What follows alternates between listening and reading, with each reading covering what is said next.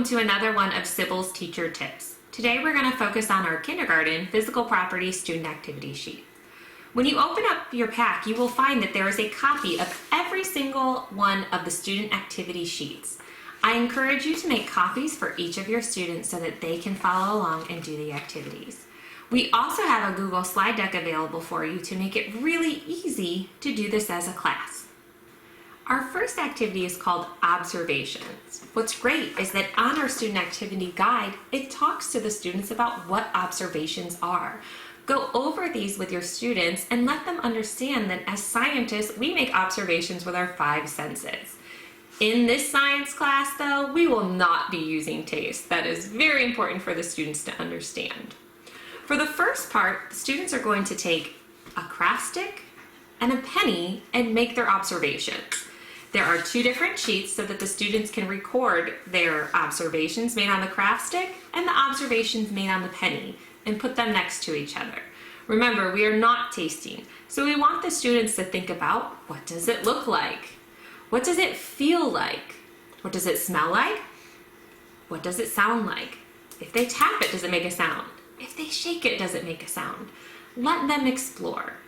We also know that all students may not have the capability to write out what they would like, so they can draw the stick, they can share it with you as the teacher. You can also write it on the board and they can follow along together.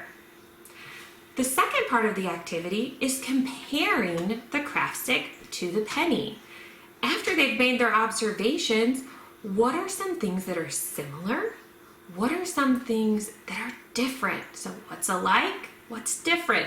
And getting them to really focus on those. A lot of the times the students might say, they're both hard. Maybe they'll draw and say, ooh, those are different shapes. It's great for them to practice doing that with other objects as well. The third part of observations is giving the students the opportunity to pick out 3 additional items from their bag.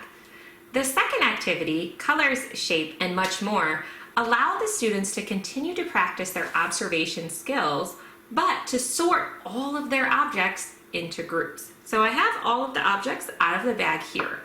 The first one they focus on is color. So once again, I've got my student activity sheet here. We have circles with pre-filled colors in. One trick that I love to use is have the kids take out their crayons or markers, colored pencils, whatever you have them using, and color the name. So for example, with red, we're going to take our red crayon and color it red and blue and yellow and do those things so that way they have a better visual for the word. It's another great tool for if they're not at that point where they can recognize those words yet. So to get started, we're going to take our cotton ball and we're going to ask our students, what color is the cotton ball? We hope that they can answer white, and therefore we're going to put the cotton ball in the white circle. The white circle is the very first circle there. Then the students would find any other object that's white and put it in their circle. Once they finish with that, they're going to take all of their other objects and sort them based on color. What's really cool is that kids will have different colored clay, different colored straws, rubber bands. One thing that's fun is this particular piece. They might flip it and see it this way and say that it's brown. What I love doing is having the students categorize their own, sort their own, and then go around and look at their friends to see how they did. It's a great way for them to not only begin to recognize their colors, but we've left some blank so that they can make their own colors or write down their own colors, like silver. Or they might ask you, what about clear? How can we do that? So help them along with that. The second part is about shape. Once again, you're going to have circles. The pre-filled one is round. So we use our penny first, and we say for the students to put the penny in the round circle. We then left the rest of the circles open so that the students could describe each of their categories. Some students may stick with traditional shapes, like this looks more like a square or a rectangle, or maybe they say that these are long and skinny. Whatever they do is perfectly fine as long as they're grouping and explaining to you why they picked it based on shape. The third one is going to be for size. Now, once again on the student activity sheet, we have a nice line down here where they can categorize things from smallest to biggest. At this particular time, we're going to have them do 3 objects first. So we're going to want to have the Q-tip, the craft stick, and the straw. All of the other objects we can just slide to the side. And what we want the students to do, and I'll go ahead and flip this around so that way it looks a little bit bigger. Our smallest is over here, our biggest is over here. So we want the student to take our 3 objects and put them from smallest to biggest on the sheet. And hopefully they'll be able to do that. This is a great way to discuss why it's smaller, biggest, what they're doing from there. Talk to each other as a class, do it together. Then start to introduce new objects. So the next thing is to introduce the paperclip. If I take the paperclip and I want to put it into this row, where would I put it? Would I put it, is it bigger than the straw? No. Hopefully they will slide it and create a new line. That's the first step. The second step, we're going to look at some other objects.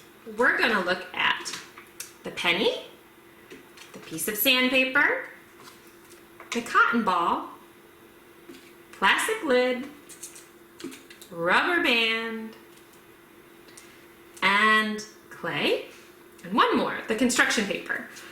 The construction paper is in different colors as well, just so you know. So using these objects, let's place them smallest to largest.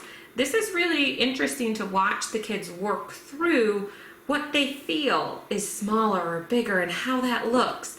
So, especially because they're different shapes. You know, the first time they did it, they all had that long, skinny shape. And so they might maneuver it a little different and do something maybe like that. It's okay how they do it as long as they can explain it to you and why they say that it's a little bit smaller or a little bit bigger. Now they're going to take all of their objects, so they're going to pull everything in and repeat the process. We do have great sentence starters so that they can put in the blank is the smallest, the blank is the biggest. And so maybe when you're discussing it with them, if you're walking around, they just put the object right there if they're not ready to write. But it's also really good to practice writing with them. Step 4 of this activity is looking at weight. What's great is we have a wonderful model of a teeter-totter, which they may have seen at their playground.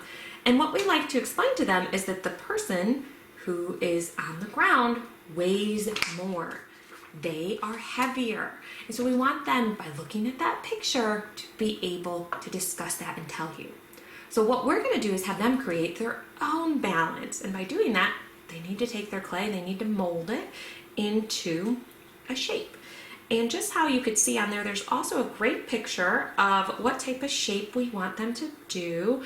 It's a little bit more round than what it comes. It comes as a rectangle, so we want them to make it round. So here we go, we've made it round. And then we're gonna take our piece, our longer piece of cardboard, it's chipboard is the technical term, and we're just gonna set it on top. And we're gonna try to get it to balance as much as I can. So you can see there, I have it open on both sides, okay? That may take a little bit for the kids to figure out, and that's okay. But once they get it set up, what they want to do is they wanna take their penny, and they wanna take their paper clip, and they're gonna put the penny on one side, and you're gonna put the paper clip on the other. As you can see, the penny is heavier. To try it out, they can even do it the other way. Okay, I'm gonna put the paper clip on, and then I'm gonna put my penny on. And from that, they should be able to tell you which one is heavier. Same thing. We're gonna even it out. There we go.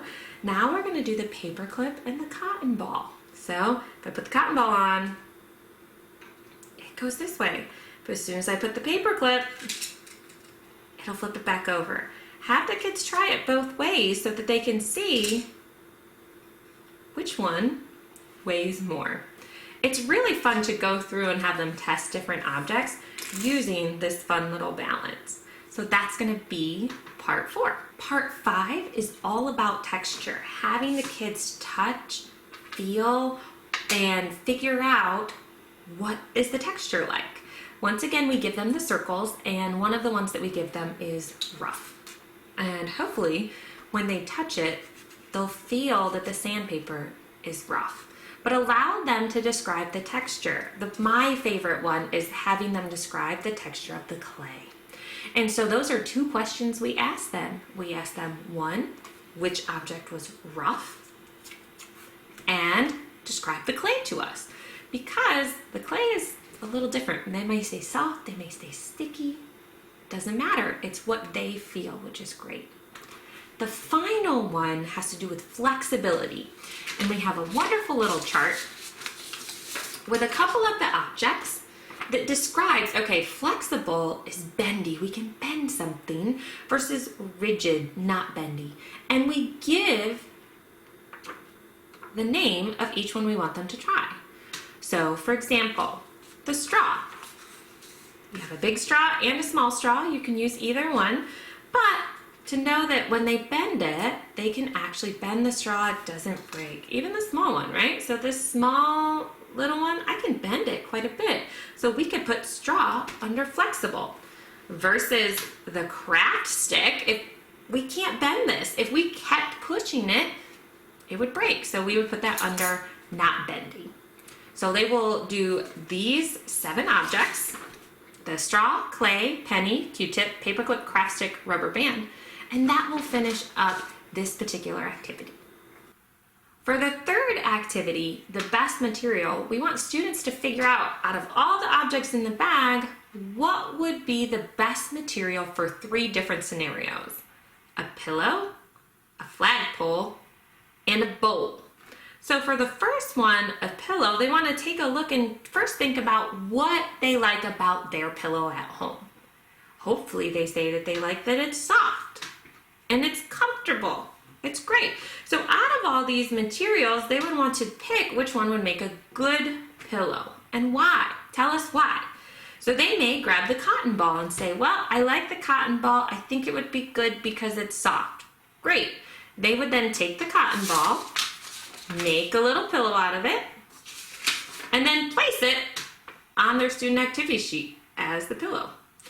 And then when they think about it, the next piece is, well, how would you make this pillow better? Well, they might say, well, I want to add some fabric around it, or maybe I want to find softer material. Let them tell you what they would do to make it better. The second object that they're trying to find is a flagpole. So out of all the materials, including the cotton, thinking about what would make a good flagpole. And they would then, once again, place it on their student activity sheet. A lot of times, people go for the craft stick. It's wood, it's nice and solid, it could hold up. But then asking them, well, what would make a better flagpole? Letting them tell you what maybe they've seen.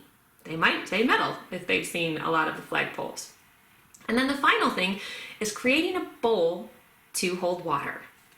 A lot of the kids will go for clay.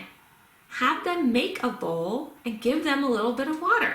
Who knows? A student may go for the little lid and let them put water. But what can make it better? What would change it? So this whole activity is getting them to think about, okay, now that we've learned about these materials and their shapes and their colors and their textures and all of that, what do we think would be the best for a specific scenario? So let the kids explore those 3 and figure out what works best for them. And that is our physical property student activity.